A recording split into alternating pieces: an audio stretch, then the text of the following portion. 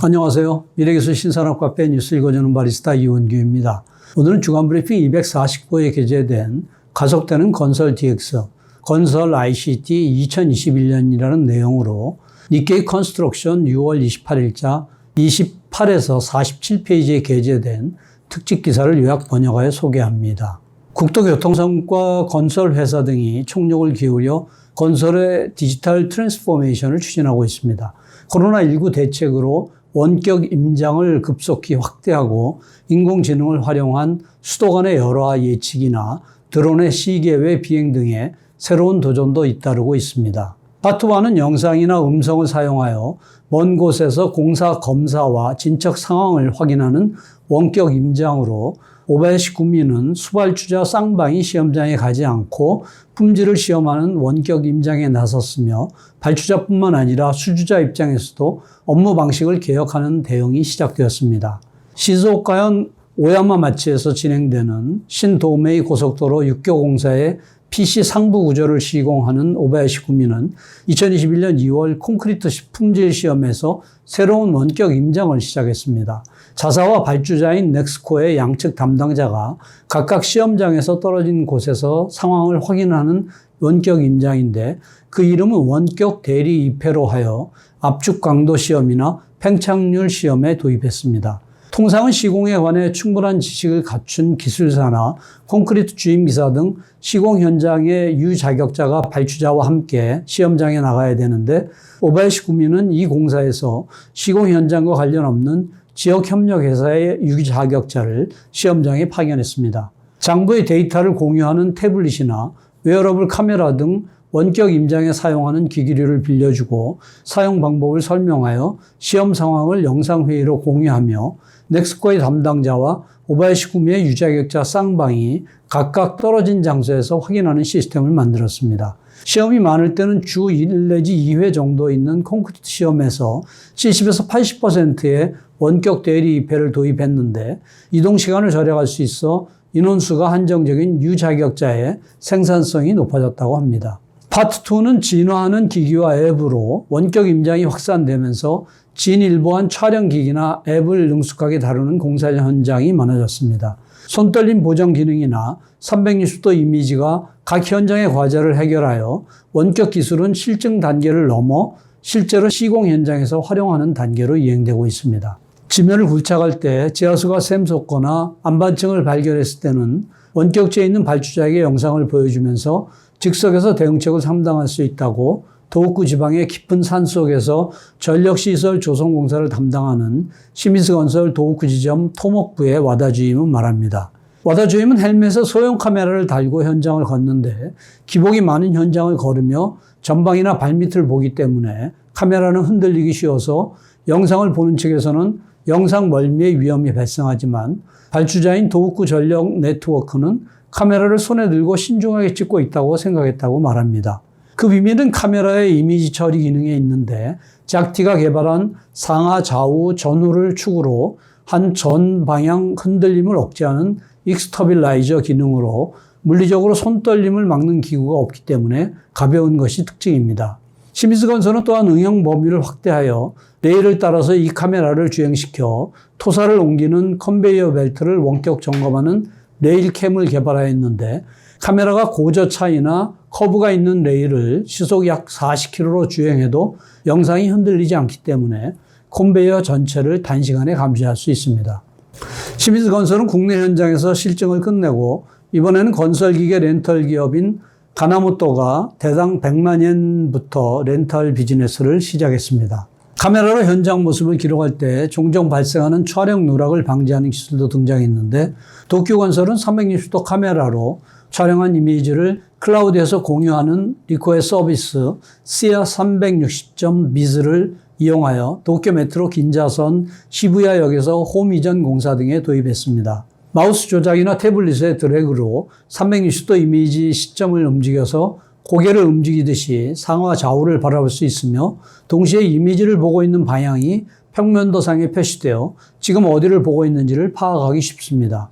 역의 홈이나 선로비 공사는 작업 시간이 막차 후부터 첫차 전까지로 한정되는데 사진이나 도면을 사용하여 작업 전에 제대로 절차를 협의할 필요가 있지만 사전에 시공 현장의 배후나 주변까지는 좀처럼 찍지 못하는 것을 나중에 떨어져 있는 장소의 지면 모습을 확인하여 자재에 두는 것 등을 논의할 수 있어서 시간을 절약할 수 있었다고 합니다. 원격 현장에서는 카메라 촬영이나 장부의 기입, 통신 등 용도에 따라 복수의 기기나 소프트웨어를 조합하는 경우가 많아 업무가 번잡해지기 쉬운데 이를 해결한 것이 미쓰이 스미토모 건설입니다. 영상 통화나 장부 데이터 편집 기능을 정리한 아이패드용 앱 N캔을 2019년에 개발하여 2020년에 동일본 고속도로 회사의 가네스 자동차 도로의 바닥판 교체 공사의 재료 검사에 도입했는데 수발주자 쌍방이 이 앱을 설치한 아이패드를 가지고 이용합니다.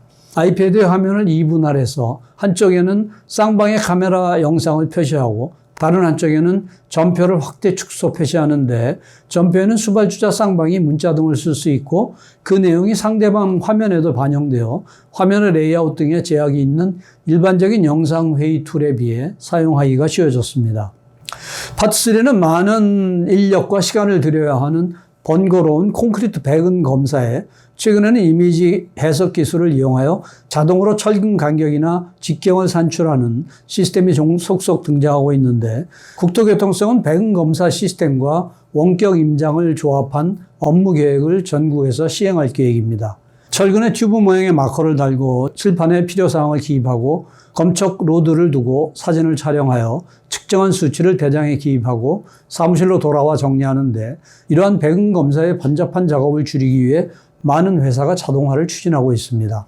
국토교통청도 관민연구개발 투자 확대 프로그램을 활용한 프로젝트를 통해 지원하는데 2020년도에는 이 프로젝트 아래 IHI 인프라건설, 가시마, 시미즈건설, JFE 엔지니어링, 미쓰이 스미토모 건설을 포함한 5개의 컨소시엄이 배근 검사 자동화 시스템을 시행했습니다.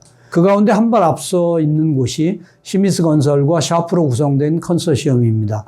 우리는 시행이 아니고 이미 실장했다라며 시미즈건설 기술연구소 인프라기술그룹의 요시타케 그룹장은 자랑하는데 다른 컨소시엄은 시스템을 사용한 검사와 기존 방식의 검사를 모두 실시해 정밀도 등을 검증했지만 시미즈건설은 현장에서는 기존 방식을 생략하고 시스템으로 자동 계측한 수치를 정식 검사 결과로 채용했습니다. 시미즈건설 등의 시스템의 특징은 3만 카메라를 사용하는 점으로 각 렌즈로 촬영한 3장의 이미지를 차이를 통해 깊이를 포함한 3차원 정보를 파악하고 이미지 해석으로 철근의 직경이나 배근 간격 등을 자동 산출하는데 3차원으로 위치를 파악하기 때문에 앞쪽과 안쪽의 2단 철근을 동시에 계측할 수 있습니다.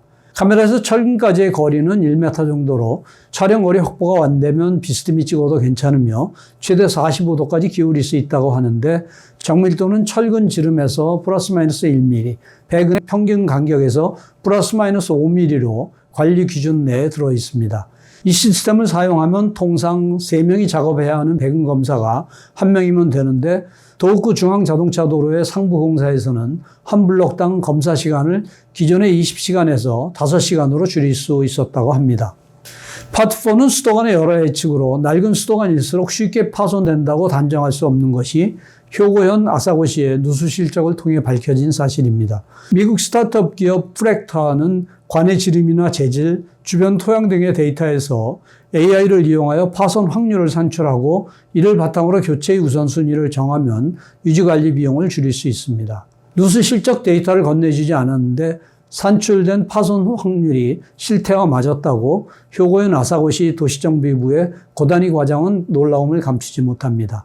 아사고시의 상수도관 파손 확률을 구한 곳은 미국 AI 개발 스타트업 프랙타로 2020년에 아사고시가 수도관을 제조 판매하는 일본 추철관의 수도관의 열화 예측과 대장 정비를 발주했으며 일본 추철관은 프랙타에 AI를 이용한 파손 확률 산출 등을 위탁했습니다. 아사고시는 약 36만 평방킬로미터 구역에서 약 1만 3천 호에 급수하고 있는데 1990년대에 부설했기 때문에 법정 내용 연수인 40년이 되지 않는 수도관이 많아도 누수가 자주 발생하여 보수 비용이 많이 들었습니다. 프랙타는 지금까지 미국이나 일본에서 관로 데이터와 누수 실적, 그리고 토양이나 하천, 교통, 기상 등 외부 환경 데이터 100종 이상을 AI에게 합숙시켜 수도권의 파손 확률을 산출하고 있습니다.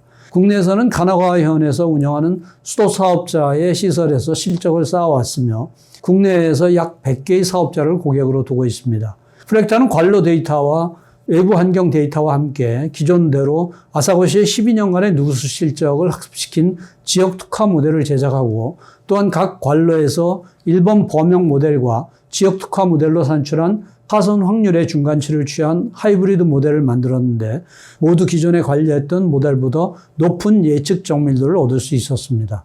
시는 앞으로 예측 결과를 바탕으로 파손 확률이 높은 관로를 우선해서 교체하는데 파손 확률이 낮고 법정 내용 연수를 초과해도 사용이 가능해 보이는 과는 길게 운영할 생각으로 향후 40년간 부설 연수에 근거해서 교체하는 것보다는 비용을 약 20에서 30% 삭감할 수 있을 것으로 전망하고 있습니다. 파트 5는 시계의 벽을 뛰어넘는 드론으로 나라현에서 2021년 3월 국토교통성이 방제 목적으로 전국 최초인 드론의 시계의 비행을 실시했습니다. 전파가 지형적으로 차단되기 때문에 다른 드론을 상공 300m에 띄워 무선 중계했는데 시계의 비행이 가능해지면 산악지대 등에서 드론의 활용 범위가 크게 넓어집니다. 산악지대 등 사람이 접근하기 어려운 곳에 광범위한 조사에서 드론은 큰 위력을 발휘하지만 그때 방해가 되는 것이 시계의 벽입니다. 조종사가 볼 수 없는 곳까지 띄우는 시계의 비용은 심사가 매우 까다로워 허가를 받기가 어렵습니다.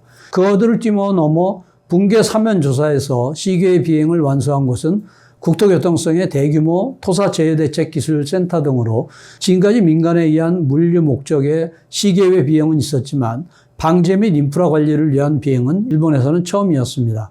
드론 비행은 장소나 시계의 상태 등에 따라 레벨이 4단계로 나누는데 이번엔 비행은 무인지대를 시계 외에서 자율 비행시키는 3단계입니다.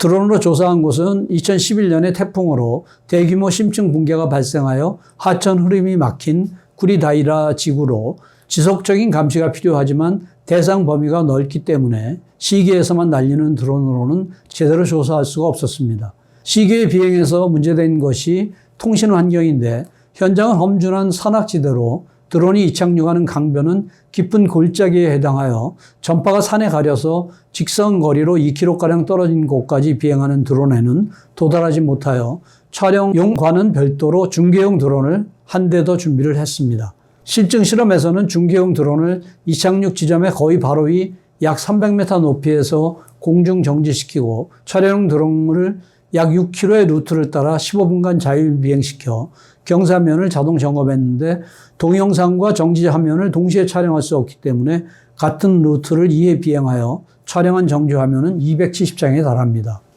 파트 6는 국토교통성이 발주하는 모든 설계 공사에서 BIM, CIM을 원칙적으로 활용하는 목표 시기까지 앞으로 2년이 남았습니다. 국토교통성은 3차원 모델 성과물의 작성 요령을 책정하여 2021년부터 대규모 안건의 설계 업무에 적용하고 있는데 1년 늦게 원칙화가 시작되는 공사에서도 필수적인 CIM 대응을 위해 중소건설회사를 지원하는 움직임도 나오기 시작했습니다. 파트 7은 국토교통성이 인프라 DX 거점을 잇따라 개설하며 보급을 위한 공세를 펴고 있는데 직원뿐만 아니라 민간 기업과 지방자치단체에도 개방하여 첨단 기술을 체험할 수 있는 장으로 만들어 고속통신 환경을 정비하고 무인화 시공 등의 기술 개발도 추진할 생각이라고 합니다. 이상으로 요약설계를 마치며 보다 구체적인 내용은 센터 홈페이지 hjtic.snu.ac.kr에 미래기술 신산업 코너를 참고해 주시기 바랍니다. 다음 주에는 도요대 수소엔진 개발, 연료 전지차와 양립할 것인가라는 내용을 소개하겠습니다. 감사합니다.